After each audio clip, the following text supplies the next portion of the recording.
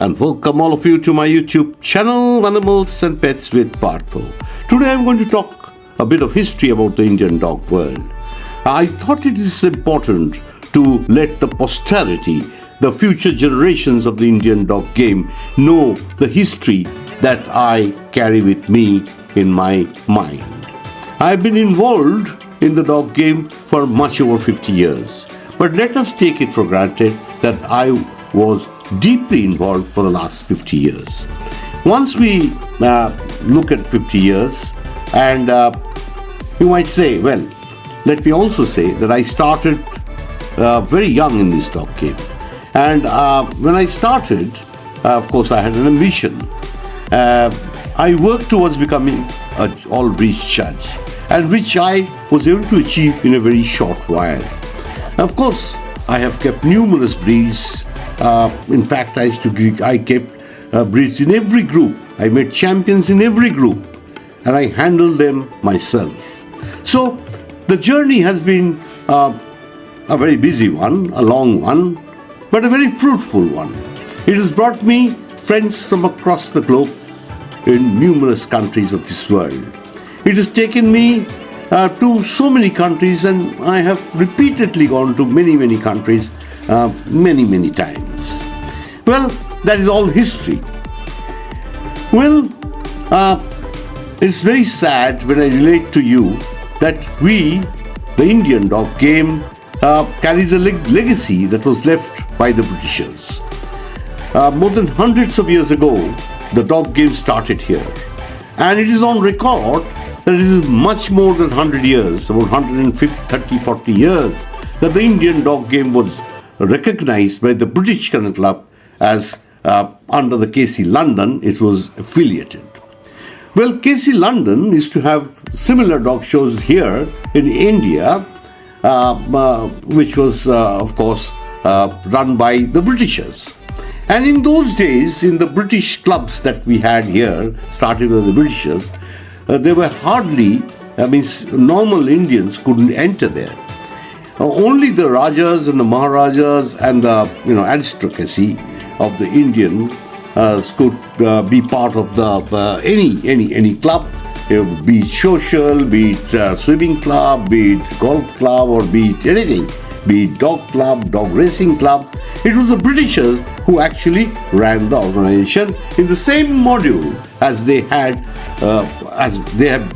been running it in the UK. But when they left, of course, they left a legacy. They left a whole 100 years or 150 years of training behind the Indian dog world. There were people here who were very capable. They were as good as the best in the world. Best in the world, when I say the best in, they would be comparable to the best of judges of UK. And when I, as a youngster, started in the dog game and became secretary of a club and all that, we used to invite British judges and of course Australian and New Zealand judges, only because they were also kennel clubs which were built on British models. And then the judges also, the groups were similar, and not only that, their knowledge was also vast. And that knowledge base came from the Britishers. So anyway, so that was the scenario in the dog world in my younger days, in the days when I was slowly coming up as an exhibitor, and then started showing. I became an organizer, and then finally became a judge at a very young age. It was the growth of the Indian dog game was exponentially great, and it was growing at a very fast pace. I will cite an example that in 1995 at the National Dog Show in Delhi, held at finally because of bad weather we had to shift the venue, and the show was held at the Talkatoora Stadium. The entries were more than 1,250 entries in the year 1995. But then that was the time when we were at our best. In our shows in Calcutta, when we used to organize shows, there would be, well, they were mainly bred in India dogs. Of course, there were few imports that would come in, and those imports actually came in to improve the quality of the breed in this country. They were not just imports to be shown and worn and all that. But then, I'll set an example, like we used to have 150 Dobermans and about 150 or equal number of German Shepherds. So it was either 5 or 10 more or less. So, because I was a Doberman person, I had lots of Dobermans, I was breeding Dobermans. So I would be very happy if we could make a few more entries than the German Shepherds.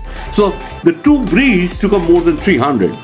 And the rest, of course, we had to close entries when we crossed 500 because it was unmanageable for us in the city of Calcutta. We never expected that our entries would grow with such leaps and bounds and that it would be unmanageable.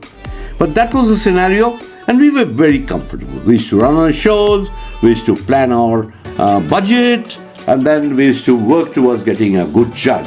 We would be negotiating with the best of judges. It took us several months, maybe a year. We would tell them, and then we would finalize something. Maybe we would go for a sort of a share system where we shared the judges with other clubs in the country.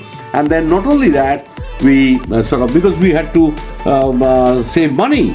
And so when we shared it between 2 or 3 clubs, it would actually work out very good.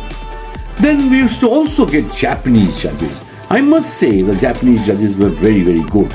They actually, I have seen them. I have seen them in 1989 and other times when I was in Australia, particularly at the Melbourne Royal Show, which I judged. I saw hordes of these Japanese judges sitting there watching the show for 10 days at a stretch. The 11-day show with 1 day recess in between. When there was no show, there was a rest day, and then the 10 days of dog shows, and every day there would be maybe a dozen or 2 dozen Japanese judges were sitting there, and people were explaining to them when they looked at the show, they looked at the dogs, and somebody was training them about the dogs. So that is how these people picked up. And even in those days, we had some brilliant Japanese judges who used to judge all across. They were actually very, very good. And they were very much in demand in Australia. So, which really speaks volumes for the quality of judging that they would impart. Anyway, that was the time. But then what happened was, after that, around the 2000, the dog came into the hands of very corrupt person, the syndicate. Everyone knows the syndicate. There are court cases and all everything, and money has to be returned to the kennel club, which is, by force. People have to go to court, fight for years, and they know things are happening. And then there are so many court cases, so many suspensions for no reason or not, just to remain in control over this situation and then now I must tell you the nexus. What happened was around 2000, a very unholy nexus between the syndicate and an European company. The European company, which actually came in, and actually this is the way that they operate, is they get hold of somebody and then they enter into the country and they brainwash that person, and then of course there is a lot of is enticed to a lot of benefits that is given out, and so our dog game suddenly was sold to that European company. And that European company, the moment it happened, we lost our sovereignty, lost our mastery. We were masters, and the quality of the dogs, when the Britishers used to come, British judges, Australian judges, American judges, and all they came, they used to see Indian bred dogs and they would be compared to the best in the world. There were so many Lhasa Apsos that would be winning here. They would say that these dogs would win best in show in any country in the world. They were it was wonderful times that we enjoyed, and people were so proud to breed dogs. And then I, particularly, of course, I couldn't afford very expensive imports.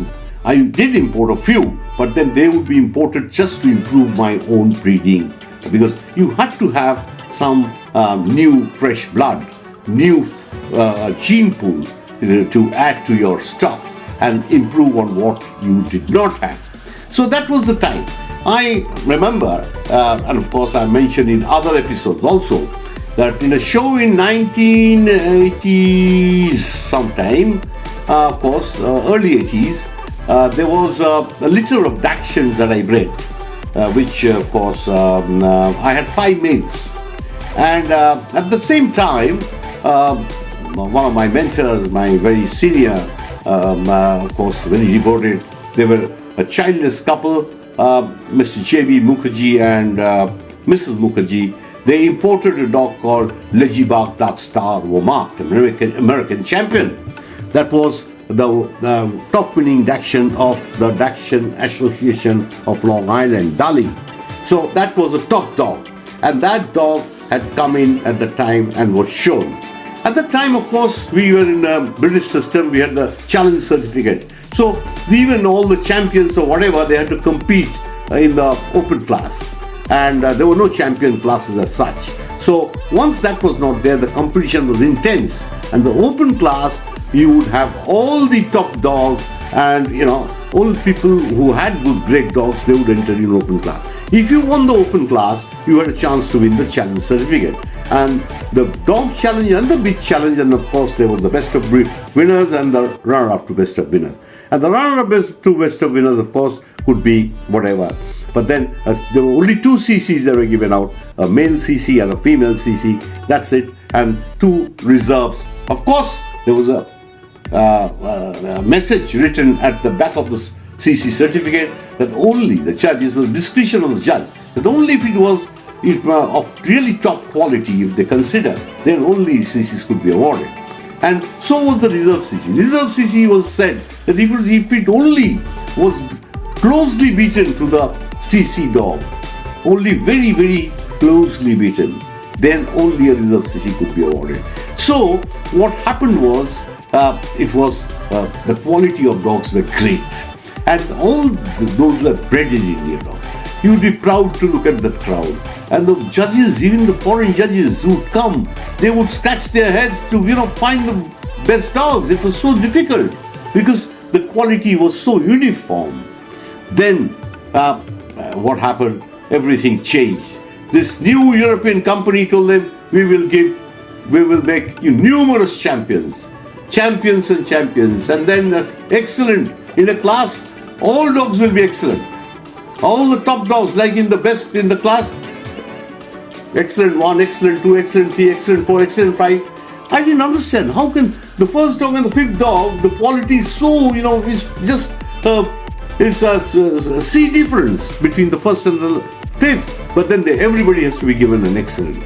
So you have so much of cheap champions, and the moment, as I mentioned earlier, the sovereignty, the mastery was lost.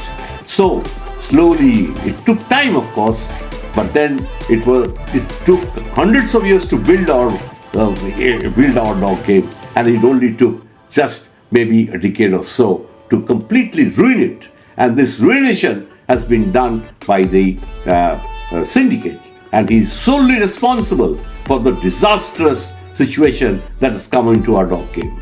Well, now, see, this weekend, there are dog shows happening, and the European company people have come, because annually money has to be paid for no reason. And then, what they have done? How many judges from here go and judge in Europe? Maybe 1 or 2 3 have gone to the World Dog Show, or whatever they call it, I don't know. Well, they are given breeds to judge like Gons, Jaja, Easton, Skaja, names that you may not hear, dogs that, have some... I just got to know that only one judge, of course, who did a good breed, a breed which is popular and in the World Dog Show. But other, they always get this, breeds that you rarely hear of. And then, so only for that. And then rest of the year, hundreds of this. Dozens and dozens and dozens of judges are coming. Most of them are not only incompetent, but they are corrupt. They come here to have a holiday. They give only with the dogs that will win, mostly are imports from Europe. And then not only the dogs that are imported, the handlers also come with them, because the handlers know the judges. The handlers decide the judges for the clubs and the syndicate. And so mostly these are lazy handlers who are full-time dog handlers, and they have the time. So they come here and spend months of, couple of months of, 2, 3, 4 months, and they go around dog shows after dog shows. So all these, and they are the people who they are going to win. So the bred in India dogs have completely gone. So what has happened is we are just importing. Crores and crores of rupees are being spent to just bring dogs from all over the world. And there is no depth of quality in the breeds. Because of all these cheap champions that, not that champions are not being bred. They're here. There are lots of champions happening, but they're cheap champions. And you don't see them coming back to dog shows because they themselves know. The handlers also tell them, your dog is a champion, just, shut it out now. Get a new dog, because he's not going to win big. He's only capable of becoming champion, because the system is that even the worst in a season, so many bad dogs are going to become champion, because the good ones, the top ones, once they achieve championship, then they are actually means they may come back to shows, but then all the bad ones, all the ones that are bad, second to him or third, fourth, fifth, sixth, whatever, they know they can't beat the top dog. They know which is going to win, which import and which is the owner. Then the situation is that, as I have told several times, that it is all sponsored. The people who are sponsoring the dog shows, they are paying the money, they have to win. The organizers assure them, make sure that their dogs only win all the positions that they demand. Because now it's not one person who is paying for the winning. It is a group of people called the syndicate. The syndicate, a group of people all combined. So they put in the money, and that money pays for the club secretaries earn from it, the syndicate earns from it, the judges earn from it. So it's a very happy arrangement. So nobody has to run after money, chase money to raise money and run a dog show. I'll just give you an incident. When I was a secretary, first time founder secretary of a very renowned club in Calcutta, I sort of wanted to start the first show of that club with a world famous judge. And I'll tell you the judge's name is W.G. Spills from Australia. A world famous judge, a world famous name. It's the Dalwood show that, of course, sponsored Dalwood's Children's Home. Of course, a great legend in the Australian dog world. So, and then my committee told me, you have taken the onus on yourself to invite such a great judge. So that you have to raise the money. And believe me, I had a two-wheeler at that time, and that 200 rupees a page for an advertisement, I used to run from pillar to post to raise that money to pay for his airfare and everything to come here. Only at that time, we wanted to have great personalities. We wanted to learn ourselves. I wanted to learn myself. So I had to watch great judges judge. And I had to interact with great judges. So that was my ambition. So anyway, all that has changed. Now what you see is the syndicate. Of course, we are going to get rid of it. And this, before I close, of course, I'm just going to tell you one small incident, and I'll close up. I was in China in 2006 to judge. At the time, I judged for the China National Challenge of the CNKC. So when I went there and I judged, there was a big show with 500 dogs, and the show was held in Qingdao. So it was in the convention center, and at the sixth floor or something, the dog show was being held. It was something new to me. Anyway, it was 400-500 dogs entered in this show, and there were only 2 judges, and the show went for 2 days. And the 2 judges were Christine Anderson and myself. And the show was run by an NGO, CNKC, which was supported by the government of China. Well, after the show, we were taken to various places, and I was even taken to the minister who was in charge of the, all the sports events and everything. And in the interaction that I had, he was very, very upset that he was just showing me pictures that this European club, which was hobnobbing with them, and they were sort of going to be, because China wanted recognition, some sort of international recognition. So they were hobnobbing with the government-sponsored NGO, the CNKC, which was a big organization, big shows. And then they were finally, he said that there are words that he's going to give it to some individual person who is going to be the partner here in China. And he was very, very upset over the situation. So I was just a guest there, and I went to judge, and the people were so impressed, especially the minister. So they all called me, and they told me if I could help. But anyway, of course, I could not in any case. And finally, of course, the European company got the better of it, and the club was given to a single individual. And after that, of course, I did judge for the new club, whatever it is. And then if you sign on receipts, it's a company-owned club. It's a private club owned by a single person. So it all intrigued me, and I had this question in mind. So a few years, maybe in the say around 10 years from now, or maybe 15 years from now, I was judging with a great personality of this European company, and in Thailand. And we were sitting in the breakfast, and I said, may I ask you a question? I asked the European company, director or whatever. So, and he replied, I said, listen, I told him the entire story, that why did you not give it to the government of China sponsored club, government of China, and gave it to a single person? The one-line answer very promptly, he was a very straightforward person. He said it's easier to control one man than the government of China. And then, of course, everybody knows the story. It was when this European company handed over the logo, nothing else, from, a huge money was transacted between this individual and the European company. And that money amount is, in dollars. So 3 of them went, and it was a big ceremony, and the European company took control of the, gave this logo for selling it in China.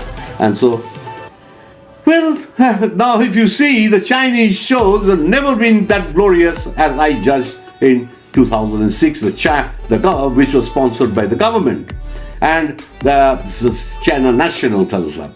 There were 400-500 dogs. But now when you go, the judges say in 5-star, 7-star hotel, there are about hardly 70-80 dogs. Maybe, that's the usual dog show. Of course, there may be some more when situation has improved. There are maybe some more entries. But then there's so many judges. They're all sponsored. They're all kept in such luxurious hotels and taken around, and the judges have a wonderful holiday. That's, of course, it sounds good for everybody. But then what happened? Where did the dogs vanish? Where did that, everything's gone. So all this, if you look around, there are individuals in control in all over this Asia. If you look around most of these clubs, there are some individuals that are in control and have a nexus with this European company. So we have to, in India, we will change this situation. We are sure things are going to happen, and happen very soon. So there are so many clubs, so many people, so many different organizations. They are all wanting to get to it. India is a big country, 1.4 billion people. This is not less, It's not. It's like so many countries put together. Our population is far, far more than what it is in Europe. So we do not care for any European company to license us. Our license was given by the Britishers hundreds of years ago. So we are going to go by that. And I'm sure we are going to unite under one platform, and we will get rid of this syndicate and its associates in a very short while. Thank you, and see you again